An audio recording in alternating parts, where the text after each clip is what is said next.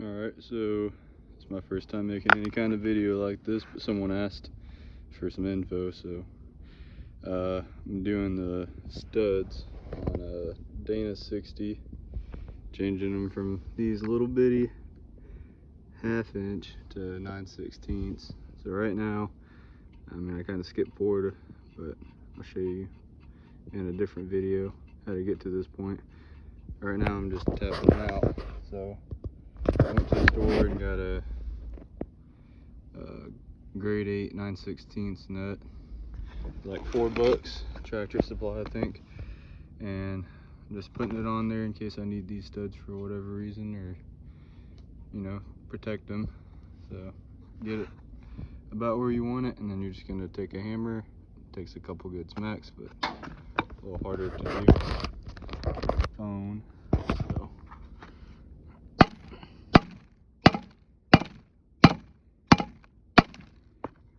that's it. Just don't hit that. And then if you put enough pressure against the side of it, you can unscrew this and they'll drop in, and you just do that all the way around. Alright, so I got all the 1/2 inch out. I know I said 9/16 for the bolt, but 1/2 inch nut to tap those guys out, but I also got a 9/16 for putting them back in, so that's the size difference. Pretty big difference. But what I'm gonna do here is pull this guy up, and I take just like 2 of these for now to hold everything in line. And all I'm gonna do is tap it in from the back.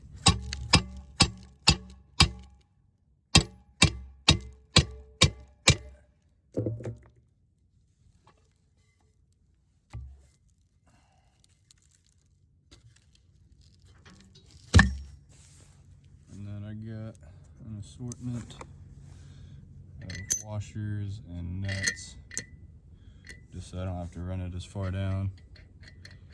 I'm gonna thread that over the top. Grab my impact.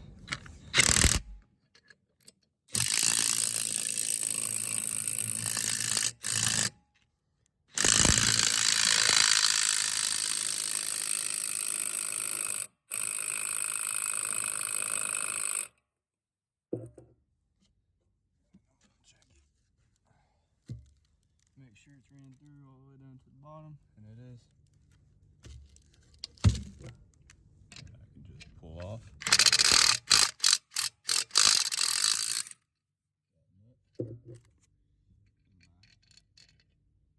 Stack.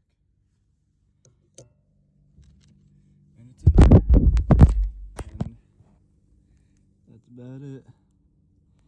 Really, you can tell whenever that shoulder starts poking out. Now these ones, the shoulder is a little bit, I think it's like a 30-second short. I don't know, you probably can't see that, but barely shorter. But I don't mind, it's something I'm willing to run with and see if it'll work, so hope that helps. Alright, so I've got all the studs pressed in to the hub and the drum. I'm going to put my phone on my amazing phone stand. I don't do this a lot, but I figured it helps somebody because I couldn't find anything about it.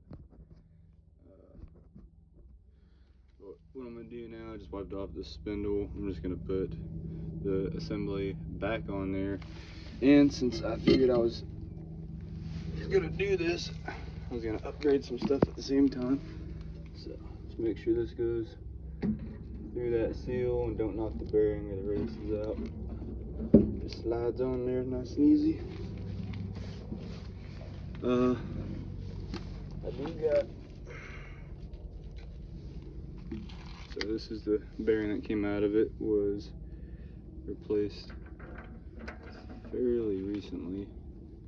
So I'm just gonna get that back in there, make sure it's seated on the race good. I did figure I was gonna upgrade from this old style lock, whatever. I guess this is some kind of like, I don't know, plastic on the outside that would go on there, and then this little keyway would fit inside of it. So I guess that's not exactly the best option out there, and I don't have the tool, so I just used a cold chisel and put it in and tapped it, spun it around, and I did 2 notches. So you know, if anyone wants a custom built lock nut, I can send you this. You know, it's a little damage, but this is the best option to upgrade to. It's kind of like, well, it is just like the front end, where it's got a uh-oh, I grabbed the wrong piece. I'll put that one on the other side, and thought it'd be a good idea to use an impact to install it. And it's not a good idea. One second.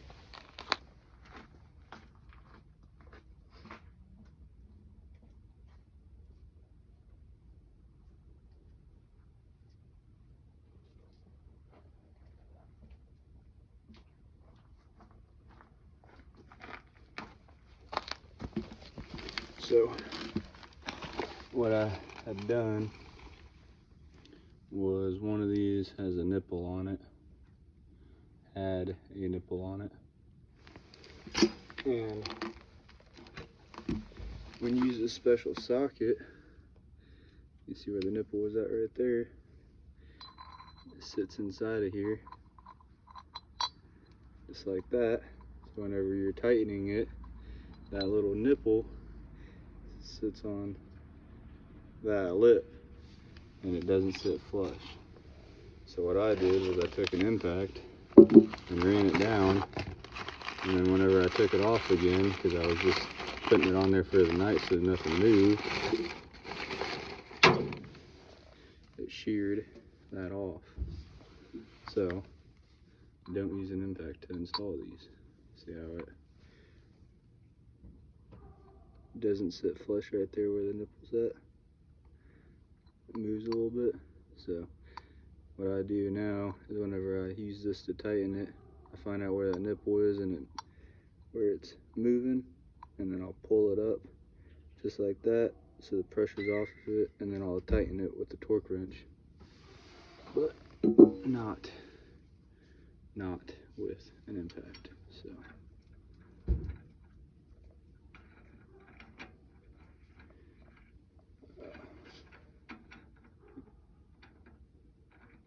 and again, I don't make these videos ever, so this is probably painful to watch, and I'm new at this, but everyone learns somewhere. So if you don't like it, get the fuck off the video.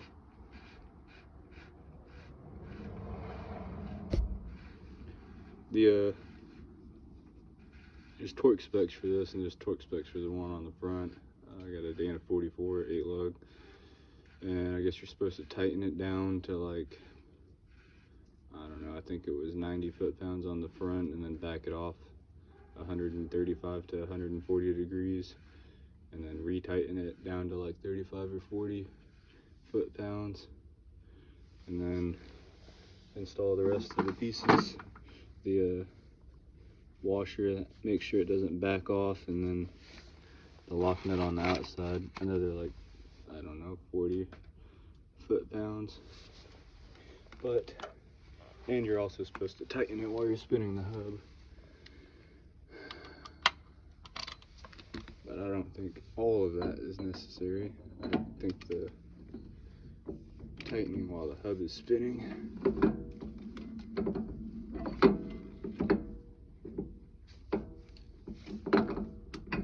important, but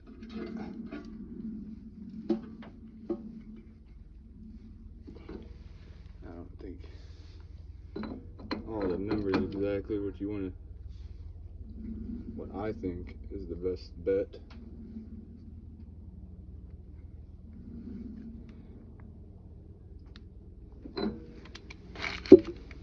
Just to make sure there's no play in it, but I will put it on there, tighten it, and then back it off so it preloads that bearing into the race. Now, if you're new at this, in my opinion, too loose is better than too tight, because if it's too tight, you're probably going to burn the bearing out. If it's too loose, I mean, you'll notice sooner rather than later. If it was too tight you would definitely burn it up and it would probably seize, or I don't fucking know. I'm not an expert. I'm just doing this shit because I'm not paying a mechanic. So I'm gonna just tighten this down to what I feel comfortable at.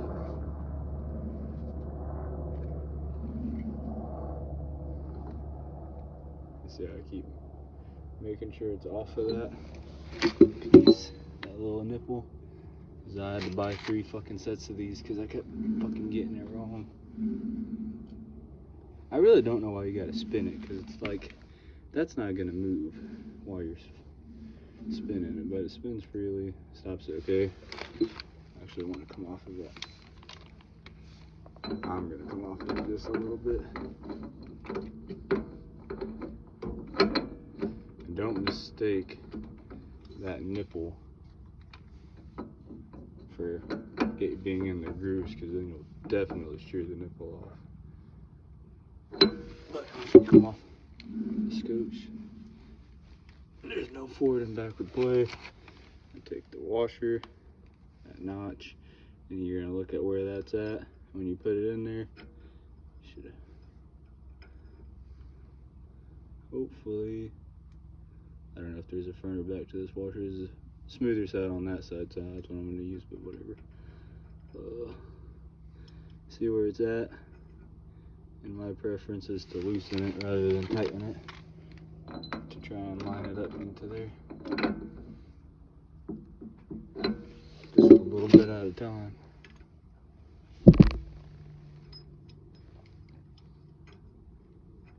Just a little bit more.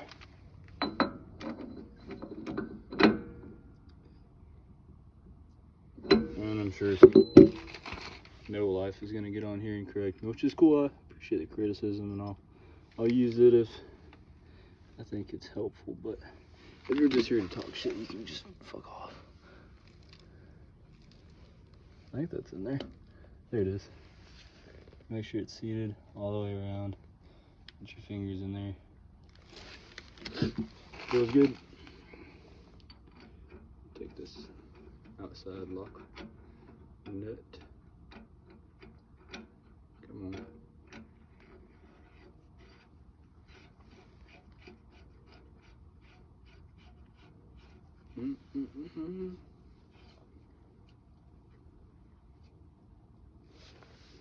And I'm gonna tighten that to like 35 foot-pounds.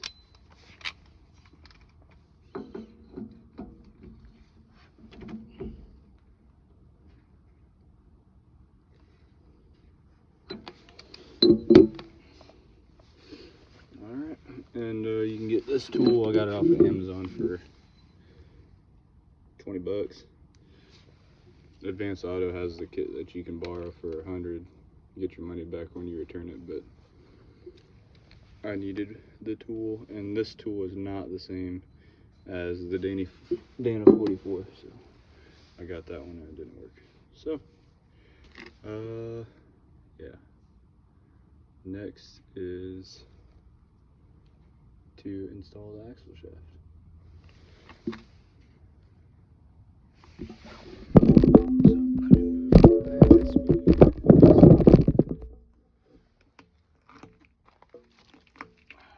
This is the part number.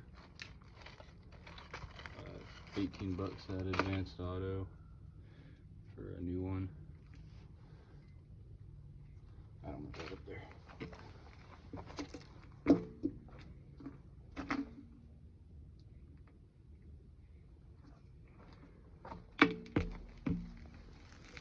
And I guess you really don't have to replace it, but it's peace of mind. Alright, so this is going to take a second. I'm going to stop this video to get this old axle gasket off. Alright, so I got that pretty clean.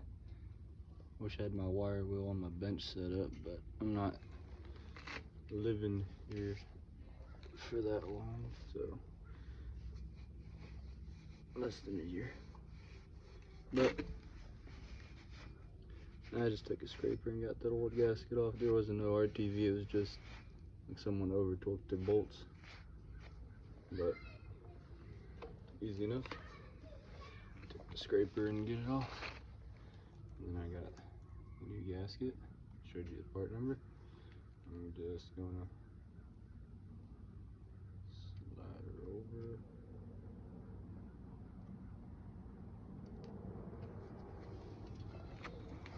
And very carefully, we're going to not bang up any of this. And I'm gonna let it.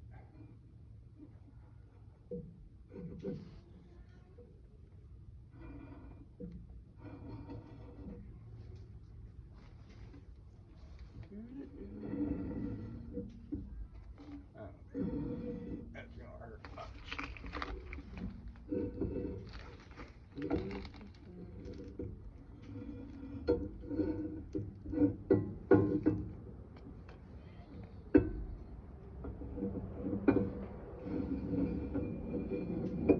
Once I feel that stop, I'm gonna push down, lift up,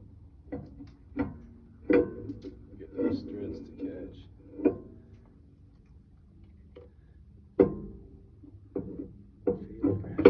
There it is. We're gonna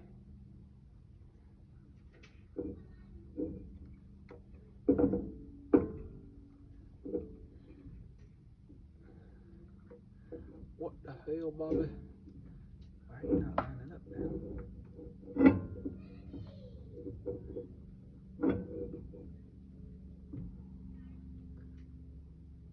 There she is. God damn it, Bobby. Alright, so do the hole, do the gasket.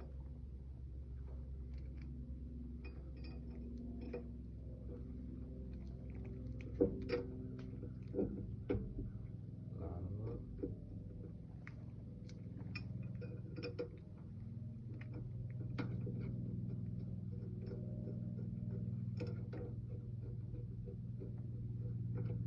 Oh, and it's $18 for the pair. I'm sure I could have got them cheaper on Rock Auto, but the ones I had already got from the store that were $4 a piece were not the right ones. So, and I want to get this done today, so I didn't mind spending extra. They actually had like 12 sets of these things in stock. So I just went and bit the bullet and paid the little extra. So, whatever.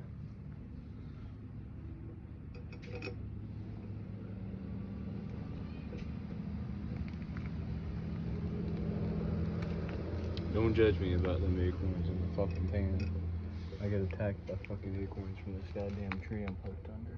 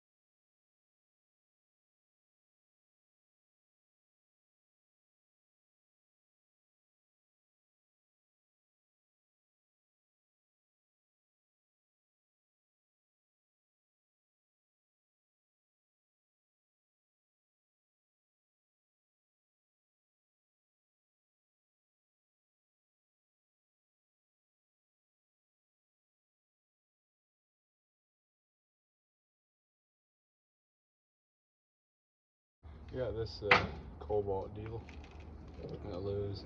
Digital flashes the last number of the torque that you're doing. I think it was like 170 bucks. Got it a couple years ago. Don't look too bad. Now,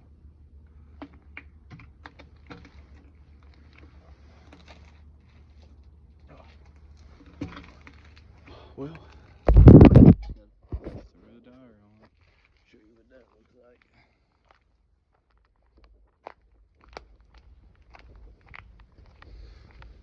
This side here, all it done, and it sticks out way more on the threads. The other one didn't even come out of the fucking whatchamacallit, god damn it, brain for it,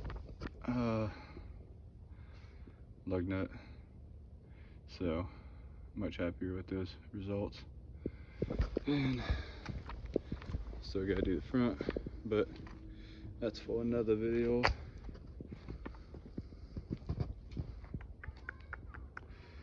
Yeah, you like that chalk block?